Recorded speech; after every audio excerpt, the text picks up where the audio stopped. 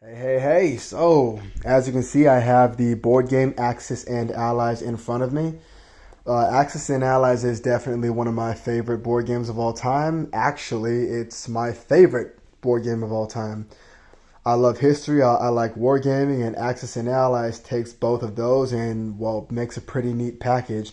Axis and Allies is a World War II game that takes place during the time, well, of course, World War II, 1942. And you get to play as one of five factions: Germany or Japan, or definitely, of course, one of the Allied factions: America, the United States, Great Britain, or Russia, Soviet Union. Of course, though, this is not 1942. This is Axis and Allies 1914. This is only one version of my favorite game ever, Axis and Allies. It takes place during the First World War. Axis and Allies 1914. You have a whole bunch of factions that don't exist anymore. The Russian Empire, that being they controlled Poland at the time. You got the Ottoman Empire, which is down here. You got the British Empire, which, well, England still exists. Great Britain still exists, but not the Empire. France, well, France is not really far off from that time. They had colonies down here, but they don't have those colonies anymore. And then there's the United States. Even little old Italy. Yeah, Italy. Austria-Hungary definitely doesn't exist anymore. And I'm going to be going over all of these factions. I'm going to be making a separate video for each faction to go over strategies and the best optimized play for that specific faction.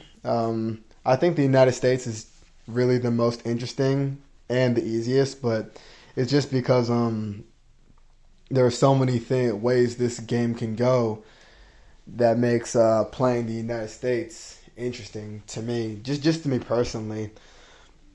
The First World War is definitely one of the most unique wars in all of human history because it brought more innovations to us than, well, any other war. I'd even go as far to say that the First World War, in my opinion, brought more innovations to us than World War II. A lot of those innovations that were made during the First World War carried over into World War II and were, well, expanded upon, making World War II 5 times worse, even probably 7 times worse, in all honesty. History constantly updates. Anyway, yes. This is one of my favorite versions of Axis and Allies. I like it better than Axis and Allies 1940, Pacific or Europe. Shoot, combine them both. I don't care. I like this better. And despite how basic this game was when it first released and how straightforward it was and how simple it was, people didn't like it because the only place you could draft troops was, well, in your capital city. Russia was weak as hell. France and Germany would always have a stalemate. And of course that was like the First World War, but people didn't like the game just the way it was made because it was just too flatlined. So the tournament rules got released, and I'm definitely going to make a video based off of the tournament rules. I'm going to point out what pieces got taken, what pieces got put in, and yeah, so and so. Basically, I'm going to make hella videos on this specific board game, this specific version. And after I get finished doing this, well, finish with most of the videos that I want to make on this board game, I'll definitely move on to Axis and Allies 1942, the second edition of that game, of course, because that's the much more fleshed out version.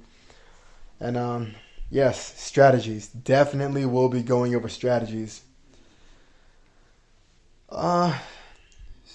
Mainly strategies for the Central Powers because, in all honesty, in every Axis and Allies game, you'll see that the Allies have, for the most part, the same optimized strategy for the most part to defeat the Central Powers or the Axis powers, whichever version you're playing. And very often, the Allied player will go along those lines to win the game. So, I'm a very aggressive player. I haven't actually won a real game against anyone that I don't know. I've only played with my brother, really. But I do play Axis and Allies online, and it's way easier and way more convenient. And it still reminds me how much I love the game in general. I cannot wait till they make this game for the computer. Once they do, I'll go to town on that also. Stay tuned for more videos.